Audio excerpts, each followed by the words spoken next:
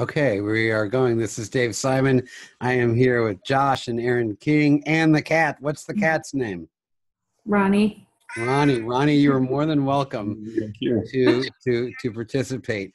I think Ronnie needs a New Year's resolution of losing some weight. Yeah, we have her on a diet. Wait, Doesn't are matter. you saying our cat is fat? Fat cats are always the best cats. Wait. All right, pick up Raja. Okay, we got a bigger one. He's a big one. This is the little one. Are you guys just gonna keep like grabbing more cats like this? Yeah, that's it. Just two. We're done. Okay, so Aaron and Josh, their son Bodhi goes to my music school, and I just so happen to have the honor of working with Bodhi in our junior rockers band. And I got an email from Erin the other day, just with some concern about her son not practicing. So before we tackle that, and I do want to say that I emailed you, was it a video and a little like kind of poster on the practice problem. We'll tackle all that, but I have some questions for you first. Okay.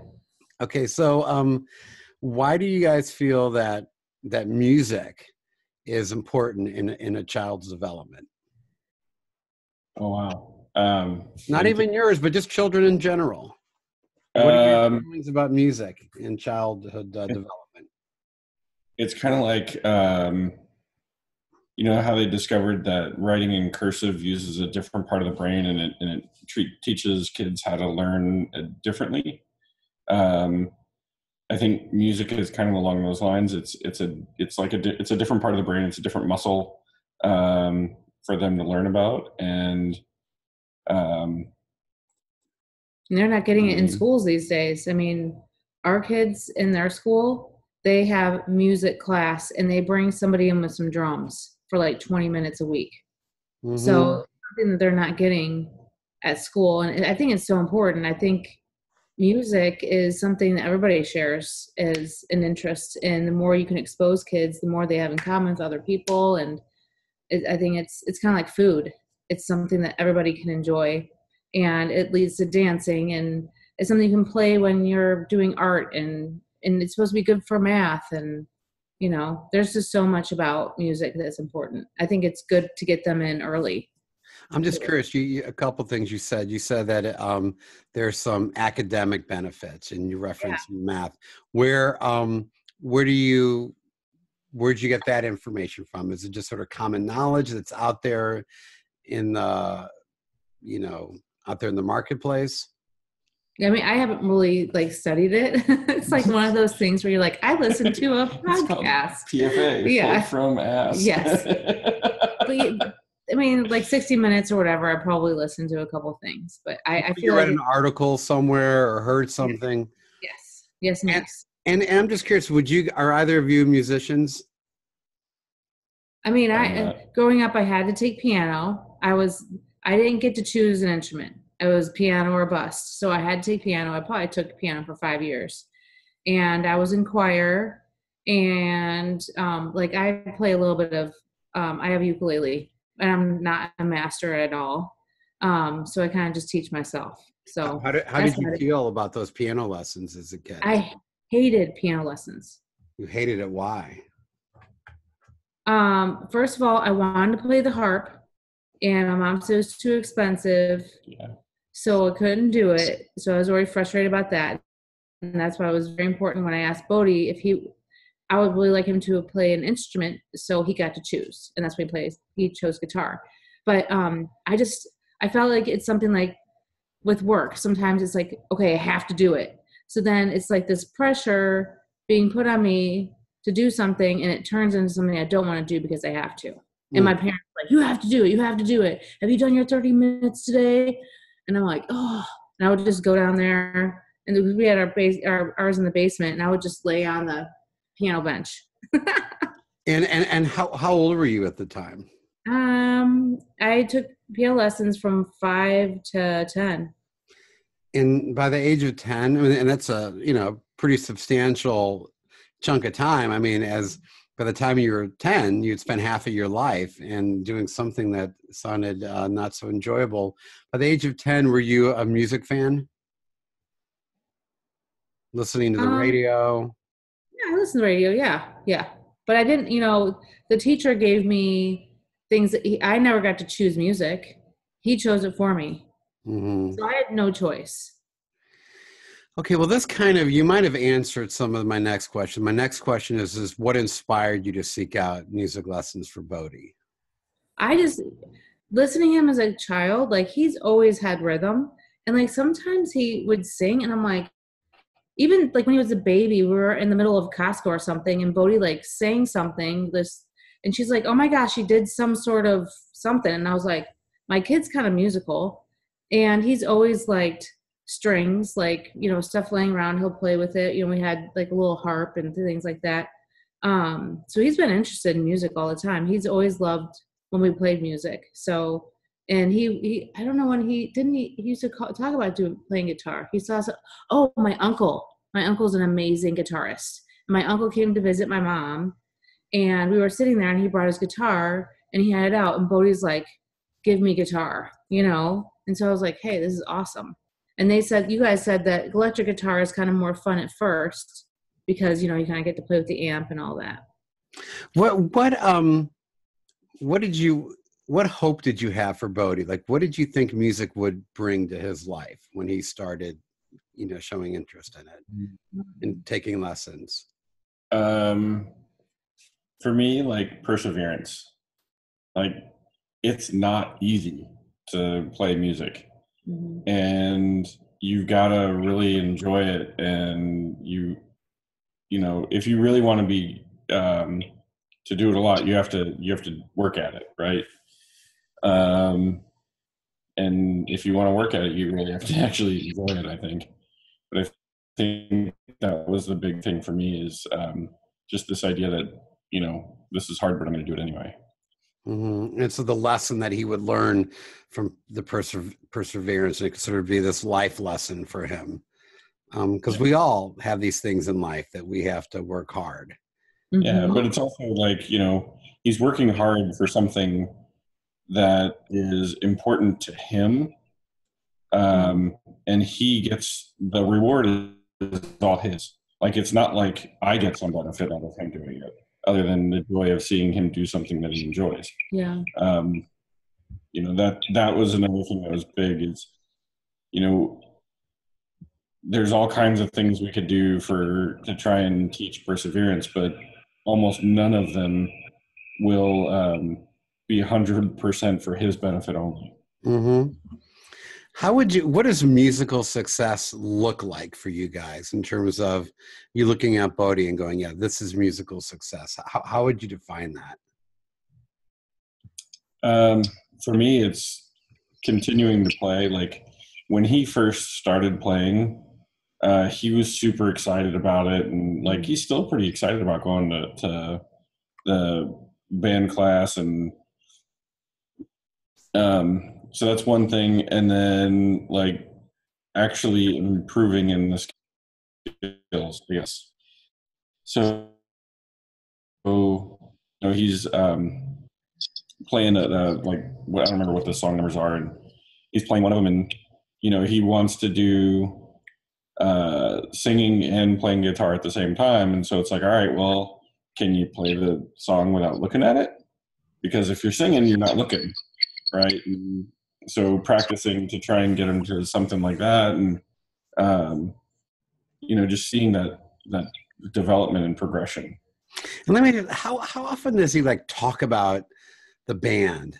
Like, is it, does it come up throughout the week? What part of his identity do you feel like it's become? Or is it just something he just kind of quietly goes, to? And then, does it. But that's kind of Bodhi. Yeah. He's not he's not a flashy guy. You gotta like drag shit out of him, or you're never gonna hear it. Like, I got him talking about school on the way home, and other than that, I never hear about school. Yeah, he's not very tough. Wait until he's a teenager. He'll even hide more. Oh, geez, we'll never hear from him again. I'm sure. Okay, so I got an email last week from Aaron, just kind of some expressing some concern about Bodhi not practicing. What really motivated you, Aaron, to do that, and what was your greatest concern or fear at that point? Well, it's kind of like us trying to pressure him to practice, and he's just like, nope. And we asked him, do you really want to do this? And he just never answers. And so, I mean, I was unclear. Is this something you really want? Because if it's something that you really want, you want to practice. I guess I was just attributing that to like my fear, I guess, about him not wanting to do it on a daily basis. And so it's something that you really want to do. You're excited about it. So we were like, well, why are we even why are we even paying for lessons if he doesn't want to go, if he doesn't want to do this. So, we had him in soccer, 2 years ago, and he would go there and he would just pick flowers and stuff off the field. He's just, he's one of those kids, he's very relaxed and laid back. And so we were wondering if it was another one of those things where he wanted to just try it and then just be like, I don't know. So we were just wondering if it was another one of those experiences that he wasn't completely excited about it. Yeah, and it was also like, if the only time he's actually playing is the 30 minutes he's in private lessons Mm-hmm. and the hour he's in band practice, how long is it going to take him to like progress? And it will be a slow. Is it a waste of his time, our time? Yeah. Yeah. And so that's like where we're like, how do we encourage him, or how do we get him to want to practice? Because us badgering him is not a solution. I remember I got that from my parents when I was a kid. You got that from yours. Yeah. It didn't create a great experience for either of us for wanting to continue playing. So we were hoping that maybe you had some ideas or some things that you've done that helped kids want to practice more. Yeah, and that's I think first of all, when it comes to the band programs, that peer pressure of the positive peer pressure of wanting to keep up, and I think I don't remember if it was you, Josh, or Aaron that said, I think it was you, Josh, that said, well, he wants to sing and play at the same time. Mm-hmm. Well, now he's got a very clear desire, and that desire is his own.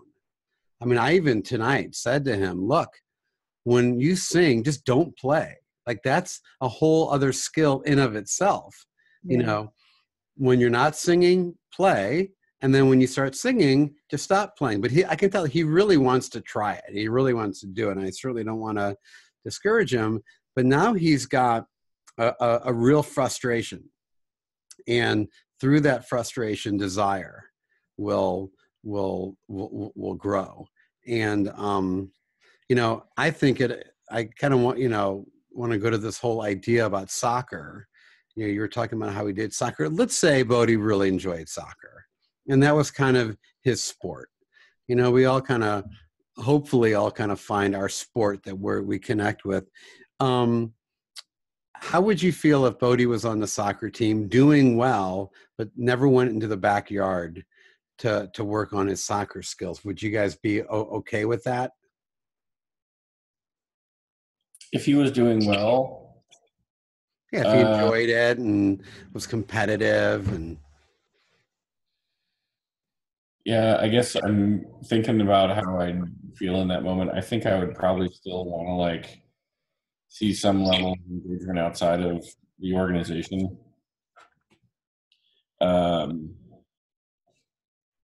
Yeah, because I think part of it is me kind of projecting myself.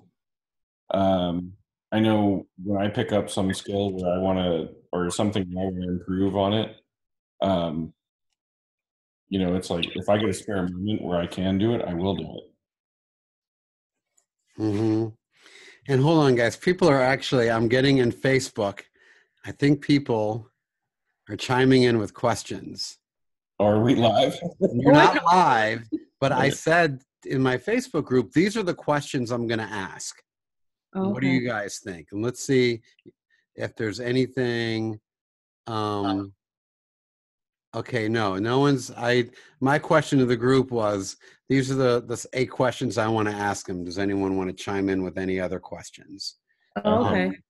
Yeah, so far everyone seems okay with the questions. Well, that's kind of interesting. Aaron, do you have anything you wanted to add about sort of how you would gauge his success, or how you look at soccer, or had he done well in soccer and he wasn't practicing at home? How would you feel about that, but keeping him on the team? Or was there a practice expectation with him in soccer? Well, I mean, what happened with soccer was he started a lot later than the other kids on his team. So I think he felt really behind. So then it further made him feel less likely to want to try because he felt defeated already. Right. And so, because, you know, he's very sensitive.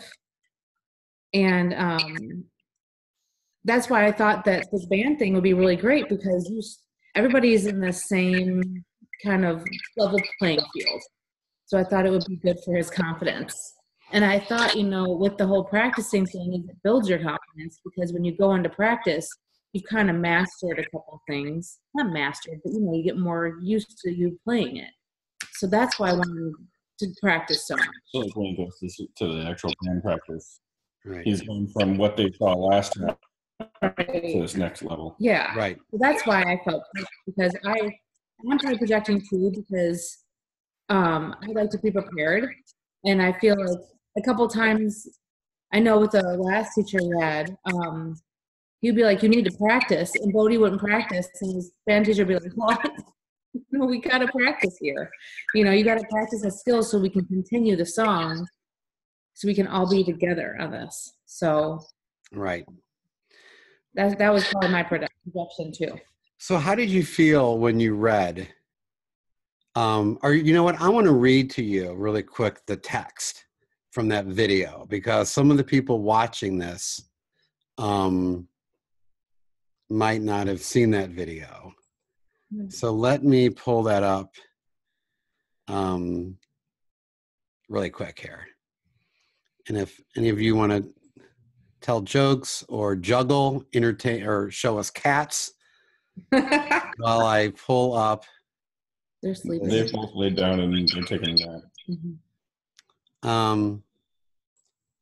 I'm having a hard time pulling it up while I have Zoom open. Well, okay, so the video kind of, you know, comes out and talks about, you know, this sort of expectation that we as educators and as parents put on our kids, and that we use practice as a way to mark their success. That a successful music student is one who's practicing, and that many parents, or really the number one reason that kids are pulled out of music lessons is because they're not practicing.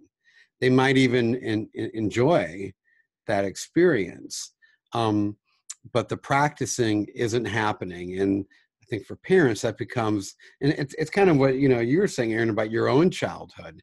You hated music lessons, and you're subjecting your own child to it. But you clearly believe in music.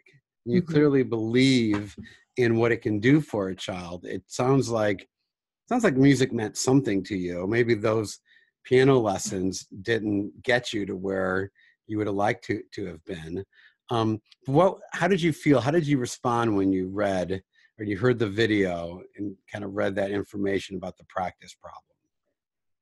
I feel like you are responding to how I think education is in America right now. Like, we're trying to pound this information into kids, and we should really be inspiring them to want to learn how they want to learn. And I think I feel refreshed, because we were sitting here like just pounding this into him, and then when I heard that, I felt like, oh my gosh, I'm so glad I talked to you. And instead of just being like, oh, we're done, you know.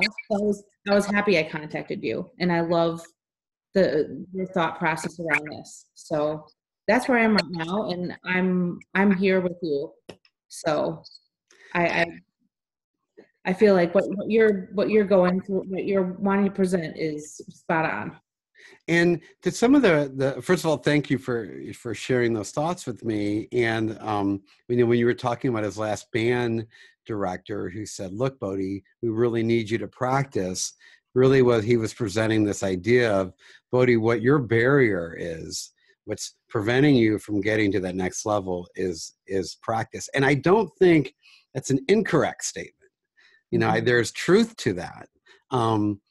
But do you feel like that the practice expectation that all parents put on their child, it's coming because there's an assumption that the teacher is going to expect it? To some extent, yes, because it's like the teacher goes through and teaches them something, and then says, "Okay, now go home, and next week we're going to work on something else," with the expectation that when they come back next time, they're actually able to do the thing. If you think about you brought up school, like every school sends home homework. Practice the math, practice the reading, practice the geography, whatever, right? And it's just, this idea that the more you do things, the better you're going to be at it in theory. So yeah. Well, and you're bringing the word up better. And maybe Bodhi at this point, maybe his desire isn't to be better. Maybe his desire is just to be a part of the band and to have the experience and the camaraderie and the performance and the feeling of accomplishment. Because that group, I knew they were going to come together. I could tell by the first rehearsal there was potential there. But like most of the kids in Junior Rockers, they sound like a train wreck at the beginning. But now, and that's fine. But now it's like, okay, they're doing what they as a group have grown. And then the kids within that group have grown. More importantly, Bodhi's belief, my hope is that Bodhi believes in himself more and believes in his musical ability. And then when he gets to that point, like he's kind of at now where he's frustrated because he can't sing and play, he at least can say to himself, well, I know I can play. I know I can do this. Now there's this next level that I want to get to. He's at least got that foundation of experience with the group. And yeah, but by no means, he's not like a great guitar player yet. But my hope is that he now that desire will begin to grow, and it will be a self-created desire. Yeah, and to be perfectly frank, the camaraderie aspect wasn't something that I had considered. Like the band group aspect was never a thing. It was always the individual that I was thinking about. Mm-hmm. And he loves going and hanging out with you in the Electric Eagles. He really enjoys that. So, right. I always say to parents when they come into rock school, I said, think of this as you're throwing your kid into private lessons is like throwing your kid in to work with like a private basketball coach, and your kid's never played on a basketball team before. It's like, no, just get your kid on the team, get him playing, let him be sloppy out there and trip over the ball and take some shots, but kind of see what it's all about, experience the essence of basketball. And then from there, that child can kind of move into kind of fine tuning their skills a little bit. One thing that I don't want parents to hear, I worry that parents are hearing me saying, oh yeah, your kid doesn't have to practice. Do you feel like the practice problem is saying that? No, I feel like it's not saying they don't have to practice, but it's more along the lines of just wait, they'll practice when they're at the point where they feel like they should be practicing. Yeah. It's just, it's tough because it's like, well, if they're not practicing, how are they going to get any better, right? Right. There's this belief in my head, right or wrong, that the practice is the mechanism to get better, and the individual one-on-one training with you is more about, here's a new skill, go practice, Right. get better at it, and then come back and we'll do it. I mean, that's I take golf, and that's what the instructor does with me. He's like, okay, here's a skill. I practice a little bit with him, and then he's like, all right, now go home and do this. And his expectation is when I come back, I'm going to have practiced it. I'm going to have improved. What if you went to your golf coach and you said, golf coach, I don't love golf, but I really want to. I just don't love it. Mm-hmm. He might teach you differently. He might say, okay, well, we're going to focus on, the fact that as an adult you're going to him, there's already a certain level of commitment that's implied through you going to him. With a kid, and our hope for our students is we just want them to fall in love with music, and we want them to feel like it's accessible and that they're good at it. Mm-hmm. And maybe for Bodhi, maybe that's a part of it, is like you're saying, it's like mastering an instrument's hard work. And it's hard what is he, 8 years old? Mm-hmm. It's hard at 8 to say to a kid, hey, if you work really hard at this, in 6 months to a year, you could have a basic mastery. That's like a big chunk of time. Yeah. It's almost an eighth of my life. Right.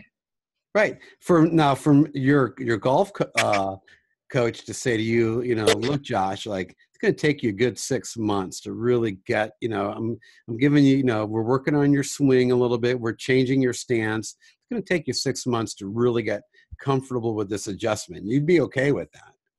And you're like, yeah, okay. You're willing to put in that work. So, right. I really want, my hope for the kids is that the practicing isn't practice, it's play.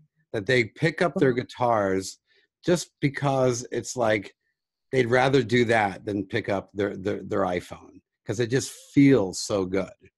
And here's something I said to my staff, as I said, don't tell your kids to practice. Tell them what's going to happen next week in their lesson. You say, okay, guys, next week in your lesson, we're going to complete playing this whole scale all the way up your guitar neck. Now it's up to the kid to kind of go, okay, do I have that desire or not to do that? And if the kid doesn't, well, the next week's lesson is going to be focused on maybe what the kid could have practiced. But here's a question I posed to my staff. I said to them, do you feel that your students should practice? And they're like, oh, yes, definitely. They need to practice. There's no point. And I said, okay, do you feel that if you were to take, a 9-year-old kid in a room with you for 30 minutes, that you could blow their mind with music and give them an experience that they've never had? And they're like, oh, yeah, definitely I could do that. And I said, could you week after week continue to blow their mind through this experience of music? They all agreed to it. And then I said, well, then why are you laying into your students so much about when they don't practice? We almost treat practice as if, well, if you don't practice, there's no point in playing music. Right. And my hope is that we can eliminate that. Yeah, and it's funny. It's like I don't know if there's no point in playing music, but it almost gets into a thing of like, well, and the way I was feeling about it earlier is, if you're not going to practice, why am I bothering paying for this? Because you're not getting any better. But it almost sounds like one of the mistakes that we made is we signed them up for the band thing, and then we also signed them up for the private lessons without even talking about it, because well, this will help him progress in the band. Whereas we might have just been better suited to just sign them up for the band. Yeah, and people do that. There are plenty of people that just do the band, and that the lesson becomes their destination. But I do notice with Bodhi is he does come in to band prepared. I mean, he knows what he's going to do. And I don't know, maybe that's his personality where he wants to be in control. I don't spend as much time correcting him in the van. I see he's like, really, this is our kid? No, but he's like kind of one of those kids where once I show it to him, he pretty much has it. You know, might lose track and, you know, kind of get lost in the song a little bit. And usually it's because he's daydreaming and not, you know, focused on what. Yeah. But what a great lesson for these kids where it's like, you can't afford to daydream. You got a job. And if he daydreams and a chord change happens and he's not there, then it's like it's almost like he's sitting like in a passenger car in a train and he's falling off and the train's going on and he's sitting there like, you know, and like on the side of the road going, oh my God, how do I hop back on? So yeah, my hope is that the desire will come and that practice will not be practice. It will be play, that he's just picking up the guitar because it makes him feel good. Totally. And as parents, is that something that is an attractive outlook for him? Yeah. I mean, I remember hanging out with my buddies in high school and like, we'd go over to their house after school and, you know, inevitably one would pick up a guitar and just start playing. And it was just cool. It was just fun to hang out. And it was like, that was their happy place. And I'd love that to be it for Bodhi too. Wait, and they would play or you would play too? Oh, no, I wouldn't play. I don't have a music bone in my body. I tried, but I'm suck. Right, but no, playing music really becomes a great way to connect with people. If I, you know, in my 20s, I'd moved to a new city, and whenever I would move to a new city, I would go, okay, let me find some musicians because I can instantly connect with those guys. Those guys will probably be my friends and my musician friends, guys I play music with. I really feel like we have a special, unique bond, that they're kind of like brothers. And I would love for all the kids in the school to have that life skill. And you know what? Maybe Bodhi, maybe this isn't the time in his life where he's going to really get focused on it. Maybe it's not till he's 18. But if all of his musical experiences are positive and enjoyable, that door is always open. Yeah. You know, it's like for someone like Aaron, who had a really bad, you know, or negative experience with piano lessons, is it fair to say, Aaron, that probably shut the door for you in terms of future pursuits of playing the piano? Yeah. I hated recital. Like, I would like sweat through my dress. I was petrified. So it was, if I were in a band, I would have been okay. But being up in front of like 50 adults watching you come out and, oh God, I hated recitals. So I hated everything about it. There's only a little bit of trauma there. Oh. But look, I mean, your story. I enjoy performing, but. Aaron, your story is so common. Yeah. And have you ever thought this? Have you ever felt that you regret quitting piano? Yeah. What if your teacher from 5 to 10 just said, hey, Aaron, what are some songs you like off the radio? Oh, I like, you know, this song by Spice Girls. I'm just trying to think your generation. And then your teacher said, am I like so you than anything? Am I like so off? Who was, when you were 8, who was like the pop star? Like Madonna. Madonna. Right. What if your teacher said, hey, I want to, in like 15 minutes, teach you how to play a Madonna song. Here, let's close this book. No book. I'm going to just show you how to play Madonna. Yes.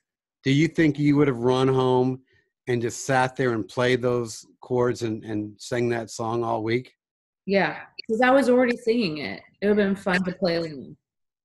Simply. Well, then that's how kids need to be taught. They need to, like, music needs to be brought to their world. It needs, you know, all kids have a fantasy about music, and all kids sit in their bedroom, the door shut, and they got the hairbrush out, or for me, it was a tennis racket. And if you can take that fantasy and keep it alive, the kids will keep wanting to play. And imagine if for a kid like you, if that fantasy was, really built on, and that the recital, instead of you sweating out of nervousness, you'd be sweating because of excitement and, just putting your heart into it. Yeah. It is really like taking the things that were done to us and really kind of changing the way that we think about things.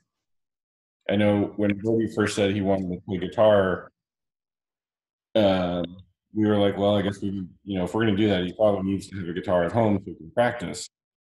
But we didn't want to go out and spend, $200 on a guitar for something that he may not like at all. So we told him, if he wanted to get a guitar, he had to earn the money for it. And so we put the score sheet and how much money he could earn for that. And we even said, you can take dollars or you can take time on your iPad for doing that tour. And when he first started in the rock school, he was always taking the dollars. He would like look at his iPad and the side of the room and be like, nope, I want the dollars. Wow. And only like, he was in 4 or 5 months and he made $100. And so we were like, all right, you made half, we'll pay for the other half. That's great. So, I mean, he really worked his butt off to get the guitar of his own.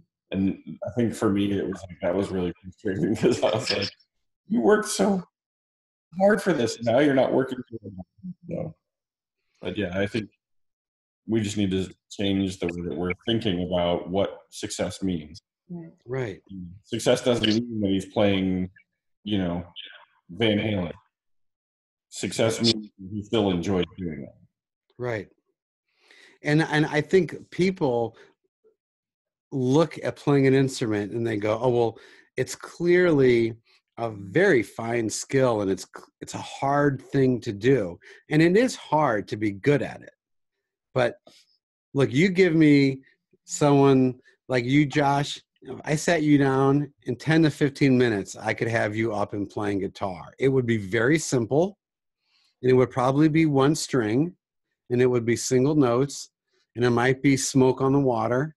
And I wouldn't be surprised if your buddies taught you Smoke on the Water when you're hanging out with them. But it's, Nirvana. Smells Like Teen Spirit. Yeah, that was what they tried. And did you play it with one note at a time or 2 notes at a time?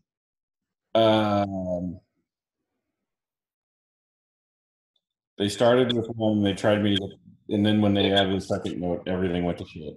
And I bet you, if I handed you a guitar today, could you play what you learned back then? No. But it was easy, right? It was easy to play that single note, Smells Like Teen Spirit. To some extent. Did you practice? My claw to do the thing was the problem. But when you were doing the single notes, did you practice at home, or did you just kind of like they showed you and you tried it? I didn't have a mechanism to practice at home. Okay. It was the only time I could practice or even try was when I was at their house. Okay, hold on. I'm going to give you some nostalgia, okay, Josh? Hold on. Okay. Stay right there. This is Sean. No, right. Okay, is this what they showed you?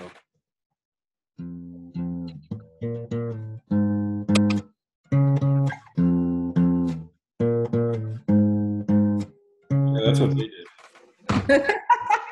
Taking you back a few years. Yeah, that's what they did. And that's so simple, what I just did. And anyone in the world could do it. What if you do the same simple version on the drums, the same simple thing on keyboards, on bass? You got a big thundering rock band. And I think, allowing Bodhi to experience, and this upcoming Sunday, he's going to be in a big stage, big sound system, and he's all of a sudden the band's going to be like 20 times larger in sound than what they typically are. And my hope is that it changes his life, that it just blows his mind, and that he goes, I want that. I want more of that feeling. And eventually the practicing or the at-home play will form.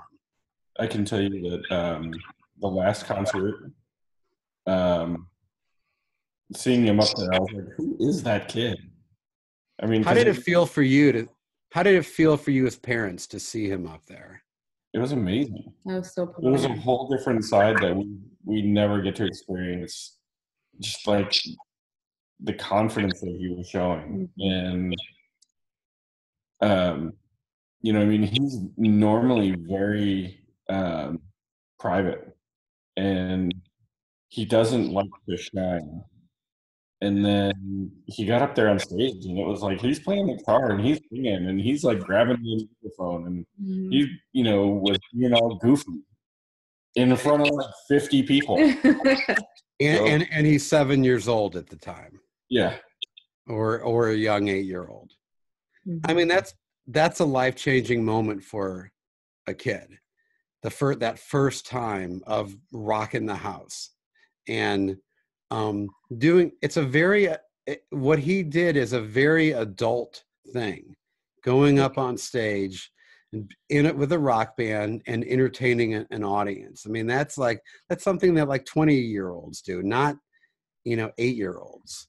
So it allowed him to see himself in a whole new skin and a whole new, and I'm sure his social status just skyrocketed.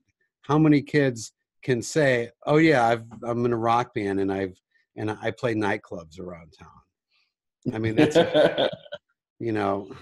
there are plenty of people my age that can't claim that they've ever done that. Yeah.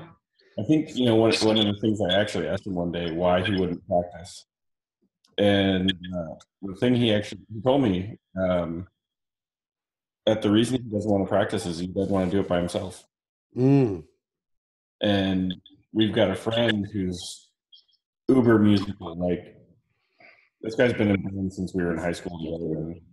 And his son is playing guitar too, and I'm always trying to set up play dates between the two of them so they can get together and play guitar. Yeah. I think that'd be something that was really cool. I think the reason why kids don't practice is because they don't know how.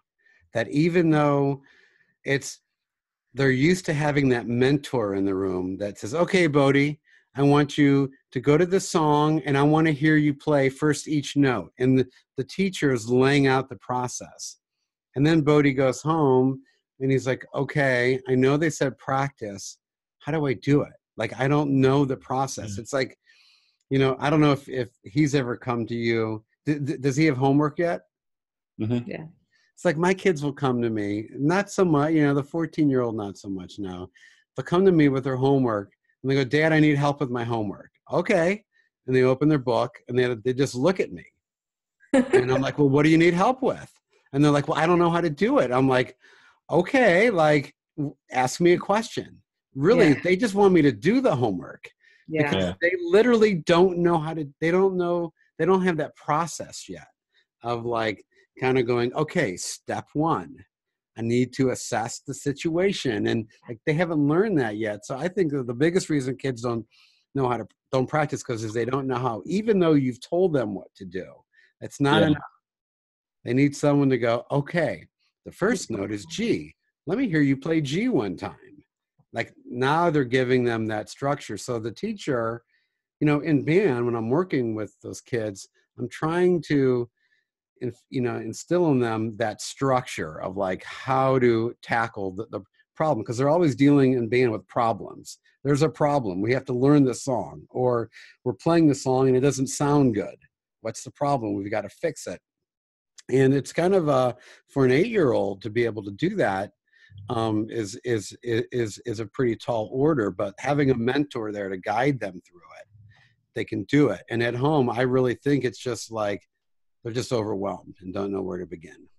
Yeah, there was a day actually a couple of weeks ago when I badgered him practicing, and he came down here with his guitar at the amp and like sits down on the couch. I'm like, "What are you doing?" And he was like, "I'm going to practice." And so he just started there and he started strumming on it. And I was like, "Well, are you playing the songs from school?" And he's like, "Well, no." Like, "Why don't you play one of the songs from school, from band?" And he's like, "Well, I already know all those songs." I was like, "Well, let me hear it." And like you're saying, I like just dragged it out of him slowly and got him to play the songs from the, and then I got him to play the songs that you were working with him on. And that's when he was talking about singing too, and I was like, "Oh, can you play those without looking? I bet you can." And he was like, "I totally can." And then he would play it, and I'm like, "Ah, you looked," you know. And it turned into a thing.